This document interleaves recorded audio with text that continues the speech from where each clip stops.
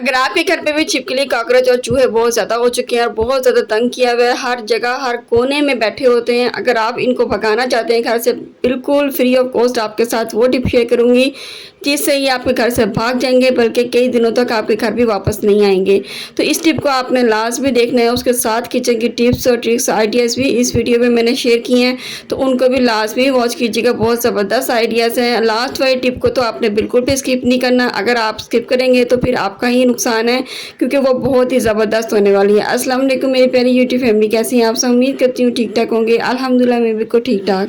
आज की जो फर्स्ट टिप आप लोगों के साथ शेयर कर रही हूँ, अक्सर इस तरीके से जब भी हम ऑयल का या घी का पैकेट लेकर आते हैं ना बाज़ार से, तो हम एक सबसे बड़ी गलती करते हैं जो कि बहुत सारी ख़वातीन करती हैं डेली, यानी कि जब भी अपने घर पे इस तरीके से ऑयल या घी का पैकेट खोलते हैं तो ये गलती आपने बिल्कुल भी नहीं करनी, वरना फिर आप भी मेरी तरह पछताएंगी, क्योंकि मैंने पहले बहुत सारी इस तरीके से गलती कर चुकी हूँ, लेकिन अब ये गलती मैं बिल्कुल भी नहीं करती, क्योंकि इस टिप को जब से मैंने फॉलो किया ना उसके बाद मैंने कभी भी इस गलती को नहीं दोहराया। तो आपने क्या करना, इस तरीके से आपने जो भी आपका घी का या ऑयल का पैकेट है ना, आपने इस तरीके से तीनों साइड से आपने इसकी कटिंग कर देनी है। अब आपको चेक करवाती हूँ, क्योंकि घी तो मैंने इसके अंदर से अच्छी तरीके से निकाल लिया था जितना मैं निकाल सकती थी, लेकिन देखें उसके बावजूद भी अभी भी इसके अंदर काफ़ी है, तो इसको आपने बिल्कुल भी नहीं फेंकना है, बल्कि आप जो आटा गूंदते हैं ना, वो गूंदे हुए आटे को आपने इस तरीके से इस जो पैकेट है ना इसके अंदर आपने इस तरीके से रख देना है।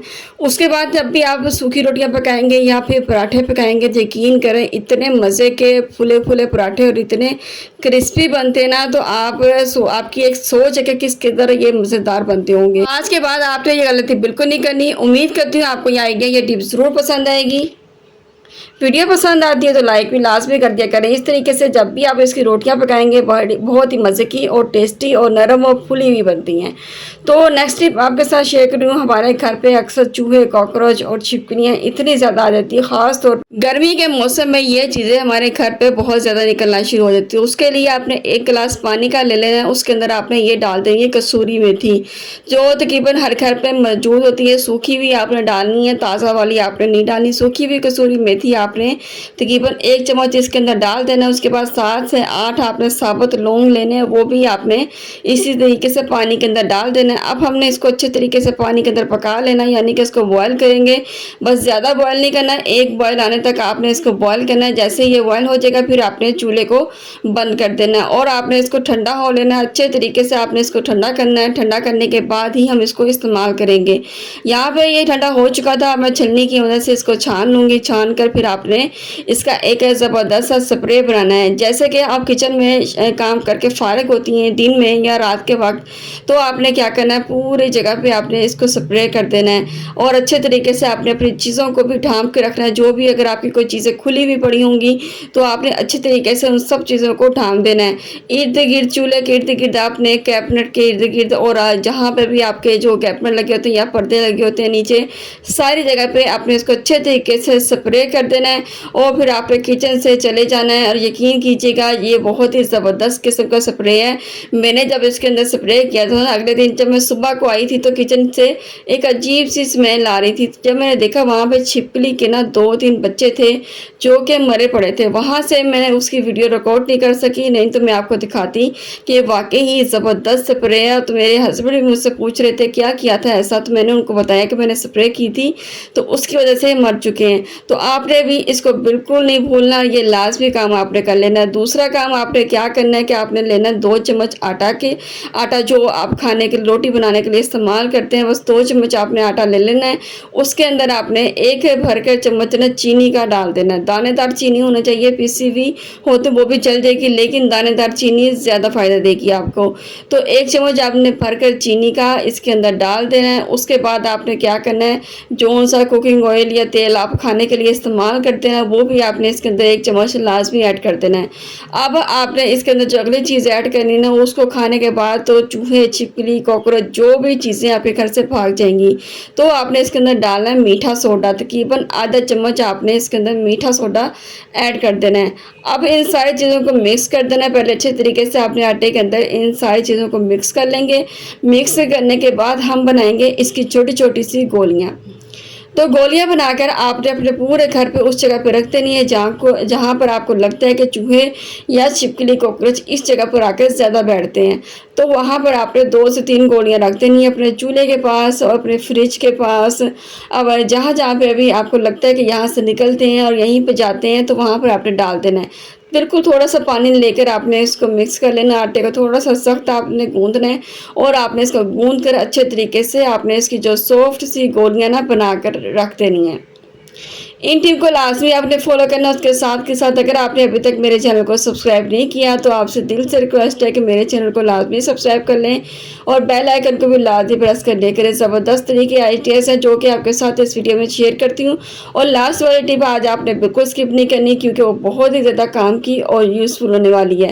तो ये देखें ज़बरदस्त तरीके से इस तरीके से छोटी-छोटी सी गोलियाँ आपने बनाकर इस तरीके से पेड़े की तरह जैसे बनाते हैं ना इस तरीके से आपने बना के रखनी है। बिल्कुल गोल नहीं करनी, आपने इस तरीके से इसको प्रेस कर देना है हल्का-हल्का सा और ये बिल्कुल छोटी-छोटी सी रोटी की तरह बन जाएगी।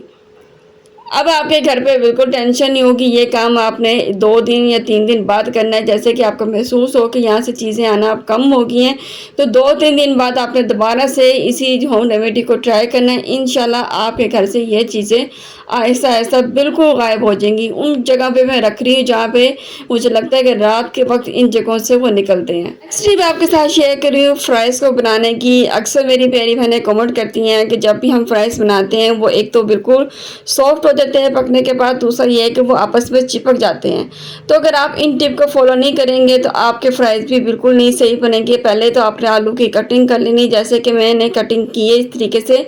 छुरी की मदद से आप कटिंग कर सकते हैं, आसानी से हो जाती है। लेकिन अगर आपको इस तरह मुश्किल लगता है तो आप कोई सा भी बाज़ार से कटर भी बाय कर सकते हैं, कटर के साथ भी आप इसको कटिंग कर सकते हैं। देखिए मैंने सारी कटिंग इस तरीके से कर ली है। उसके बाद आपने एक बर्तन लेना है, उसके अंदर आपने ये सारी जो आपने फ्राइज़ की कटिंग की ना वो सारी आपने इस तरीके से इसके अंदर डाल देनी है। उसके बाद आपने क्या करना है, यहाँ पे सबसे बड़ी गलती करते हैं कि हम यहीं पे इनको सारे मिर्च मसाले लगा देते हैं, जिसकी वजह से आलू जो हमारा पानी छोड़ देते हैं उसकी वजह से हमारे फ्राइज़ भी आपस में चिपक जाते हैं और ये बिल्कुल बाजार जैसे खिले-खिले नहीं बनते। तो यहाँ पे आप देखें मैंने इसके अंदर नमक है ना यहाँ पे बिल्कुल भी ऐड नहीं किया। अगर आप नमक ऐड करते हैं ना इसके अंदर तो ये सारे आपस में पानी छोड़ देते हैं, फिर चिपक जाते हैं और आपके फ्राइज़ बाजार जैसे बिल्कुल भी नहीं बनते। कभी आपने चेक किया है कि आप बाजार से होटल से जब लेकर आते हैं कोई भी पिज़्ज़ा बर्गर वगैरह के साथ फ्राइज़ लेकर आते हैं, उनके अंदर नमक बिल्कुल नहीं होता, क्योंकि उनके अंदर अगर आप वो नमक लगा के रखेंगे तो फिर वो पानी छोड़ देंगे जिसकी वजह से वो बिल्कुल भी अच्छे नहीं बनते। आप अपनी मर्ज़ी से नमक हमेशा बाद में इसके ऊपर आपने डालना है। मैंने इसके अंदर 2 चम्मच भर के इसके अंदर डाल दिए मैदे के, जो भी मैदा आप इस्तेमाल करते हैं। अब मैंने अच्छे तरीके से मिक्स कर लिया, कोई भी मसाला मैंने यहाँ पे इसके अंदर ऐड नहीं किया। यहाँ पर एक मैंने चिप्स डाल के चेक करी थी कि हमारा तेल अच्छी तरीके से गर्म हो गया। आप देख सकते हैं बबल्स बन रहे हैं, इसका मतलब हमारा तेल बिल्कुल परफेक्ट तरीके से गरम हो चुका है। अब आपने एकदम से सारी भर के नहीं डालनी होती, बिल्कुल थोड़ी-थोड़ी करके अगर आपने ज़्यादा बनाई है ना तो आपने आधी-आधी करके पकानी है। अगर अब आप सारी एक दफ़ा ढेरी कर देंगे ऊपर तो ये फिर सही तरीके से नहीं पकती। उस तरीके से जो हमारा घी ऑयल है ना वो भी ज़्यादा लगता है। अगर आप सारी एक ही दफ़ा सोचते होंगे कि एक ही दफ़ा पक जाए और हमारा घी लगे कम, तो ऐसा बिल्कुल नहीं होता। उससे घी हमारा उतना ही लगना होता है, लेकिन फिर उसकी वजह से हमारे जो फ्राइज़ आपस में चिपक जाते हैं जो कि बिल्कुल भी अच्छे नहीं बनते। अगर तो आप बड़ा बर्तन इस्तेमाल करते हैं उसके अंदर आप ढेर सारा तेल डाल के इस्तेमाल करेंगे और फिर ढेर सारी फ्राइज़ एक ही बार में फ्राई कर देंगे जैसे कि बाज़ार में करते हैं, तो फिर उस तरीके से हमारी फ्राइज़ आपस में नहीं चिपकती। लेकिन जैसे कि हम फ्राई पैन के अंदर बनाते हैं तो आप कढ़ाई के अंदर बनाते हैं तो तेल ज़रा कम इस्तेमाल करते हैं, तो आपने एक दफ़ा सारी ढेरी नहीं करनी होती, बिल्कुल आपने आधी-आधी करके इसको फ्राई करना है। तो यहाँ पे देख सकते हैं अभी तक ये बिल्कुल भी नहीं चिपकी, ना तो इन्होंने पानी छोड़ा ना ही तो इनका कलर ख़राब हुआ। तो ये बिल्कुल परफेक्ट तरीके से जैसे कि हम बाज़ार से मैकडॉनल्ड से या KFC से लेकर आते हैं ना वैसे ही आपकी फ्राइज़ बनकर तैयार होंगी। यहाँ पे मेरी बिल्कुल अच्छी तरीके से फ्राइज़ तैयार हो गई है, गोल्डन कलर भी आ गया और बहुत ही अच्छी और क्रिस्पी बनकर तैयार हुई हैं। तो अब मैं इनको निकालती हूँ, किसी भी आपने टिश्यू पेपर के ऊपर या कागज़ के ऊपर इसको निकालना है ताकि ये बिल्कुल भी सॉफ्ट ना हो। मैंने यहाँ पे सारी फ्राइज़ इसी तरीके से बनाकर तैयार कर ली। आप कलर भी चेक करें, बहुत ही ज़बरदस्त बाज़ार जैसा इसका कलर आया है और आप देख सकते हैं ये आपस में चिपकी भी नहीं है, बिल्कुल परफेक्ट तरीके से क्रिस्पी और मज़ेदार सी फ्राइज़ आपकी बनके तैयार हो गई हैं। जैसे कि हम लंच बॉक्स में बनाकर बच्चों को देते हैं तो अक्सर मैं नमक डाल के मसाले डाल के दे देती हूँ, जिसकी वजह से वो आपस में चिपक जाती हैं, पानी छोड़ देती हैं। तो अब मैंने नमक और मसाला बाद में छिड़का और देख सकते हैं मज़े की फ्राइज़ यहाँ पे बनके तैयार हुई हैं। अगर आपको भी ये रेसिपी पसंद आई है तो इसी तरीके से आप इसको लाजमी ट्राई कीजिएगा। तो अपनी बहन को दुआ में लाजमी याद कीजिएगा। चैनल को सब्सक्राइब नहीं किया तो लाजमी सब्सक्राइब कर लें। कौन सी कंट्री सिटी से मेरी वीडियो को वॉच करती है कमेंट में लाजमी बताया करें। मिलेंगे नेक्स्ट वीडियो, अपना ख्याल रखिएगा। अल्लाह हाफिज़।